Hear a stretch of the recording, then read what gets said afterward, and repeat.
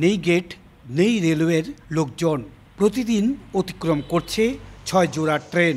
ঝুঁকিপূর্ণ ক্রসিং নিরাপদ করতে সংশ্লিষ্টদের পক্ষ থেকে দৃশ্যমান কোনো পদক্ষেপ না থাকায় ক্ষুব্ধ স্থানীয়রা। বৈধ ৭২টি গেটেও প্রায় উপস্থিত থাকেন না গেটম্যান। 30 সেকেন্ড ডিস্টেন্স ট্রেন চলে গেছে, আমি পার হয়েছি, বাট আমি ট্রেন যাচ্ছে সেটা আমি খেয়াল করতে পারি নাই। বাচ্চারা তো এগুলো বুঝে না, মনে হয় সময় দৌড় দিলে অ্যাক্সিডেন্ট হইবই।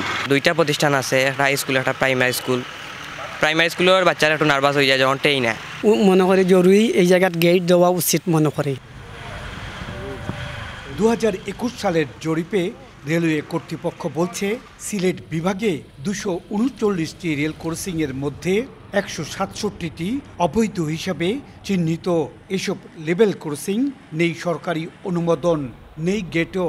অরক্ষিত এইসব লেভেল ক্রসিং দিয়ে প্রতিদিনই শিক্ষার্থী সহ নানা বয়সী নারী পুরুষ শিশু পারাপার হচ্ছেন। সিরাম ইউনিয়নের এই সড়ক দিয়ে প্রতিদিন শত শত যানবাহন ও জনগণ চলাচল করে থাকে।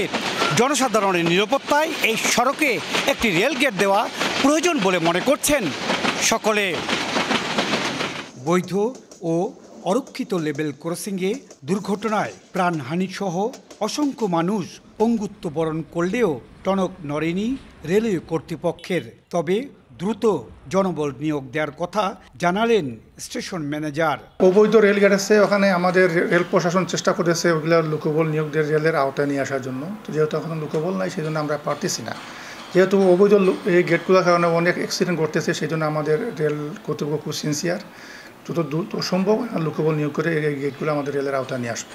২০১৬ সাল থেকে চলতি বছর পর্যন্ত সিলেটের শিববাড়ি, ফেঞ্চুগঞ্জের Ilaspur, Maijgaon, Fenchuganj rail crossing, Kulaura school Chowmohona ও বরমচাল রেল ক্রসিংয়ে বেশ কয়েকটি দুর্ঘটনায় ২৫ জন নিহত হয়েছেন, আহত হয়েছেন অর্ধশতাধিক মানুষ। ইকরামুল কবির, সময় সংবাদ, সিলেট।